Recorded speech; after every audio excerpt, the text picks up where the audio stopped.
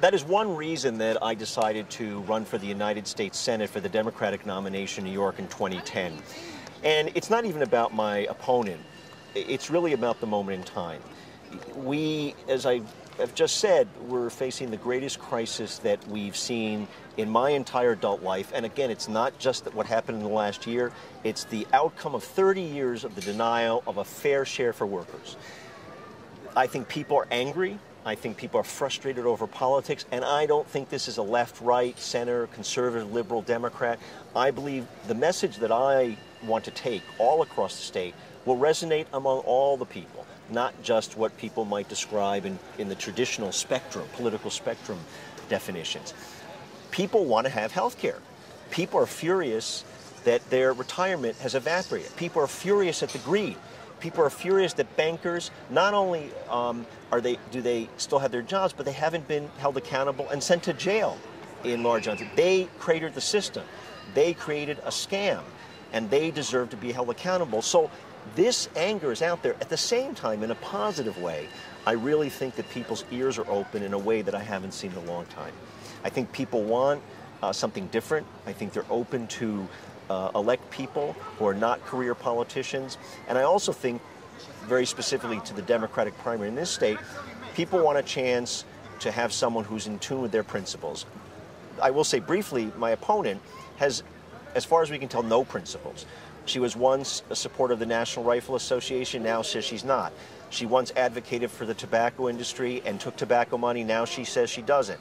She was terribly anti-immigrant, disgustingly so, in 2006. Now she claims she's not a friend of immigrants. This is a person who has no principles, who will do anything to get elected, and I believe that she is out of step with the Democratic primary voters in New York State, and I believe I will win this election. Well, let's be clear that my opponent has never run for this seat. She was appointed, so there's not a single person who has voted for the current senator for this seat. In fact, I got 125,000 votes for this very seat in 2006, more votes than anybody in this race or thinking about running in this race. So we have a base that we're going to build on. But look, this is one of the reasons that people are fed up with politics. If you look at the anger people have and the feeling people have that the political system is not for them, it's because of what they see, these kinds of games that go on, that somebody gets appointed who has no relationship to the Democratic Party base. Her principles are so far out of the mainstream, it defies imagination. It's all been a political inside game to satisfy certain players. And I think people really are angry about that. And I want to do what I want to do when I'm elected is to change the games in politics. I want to change the rules.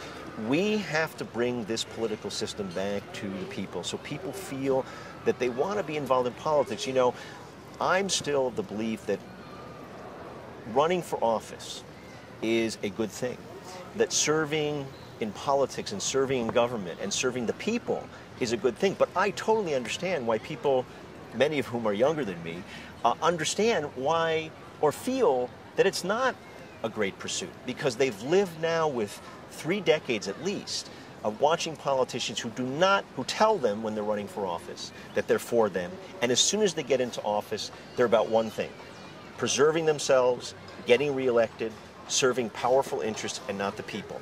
My model, and this is the kind of senator I'm going to be, is Paul Wellstone. Paul Wellstone was a man who stood on principle. He was when he ran for re-election in 2002, just before he was killed in that tragic plane crash, he was the only Democrat running for re-election who stood up and denounced the Iraq War and voted against it because he had courage. He would get votes in Minnesota, which was not largely has 2 parts of it actually. One is a liberal part and one is a very conservative part, the more rural parts of Minnesota. Paul would get votes in those areas of people who didn't necessarily agree with him, but respected the fact that he stood for something, respected the fact that he was a man of his word, and respected the fact that they could look him in the face and say, we disagree with you, but we like who you are. And that's the kind of senator I hope to be, and I believe in New York, we will get votes when I run in the general election from people across the political spectrum.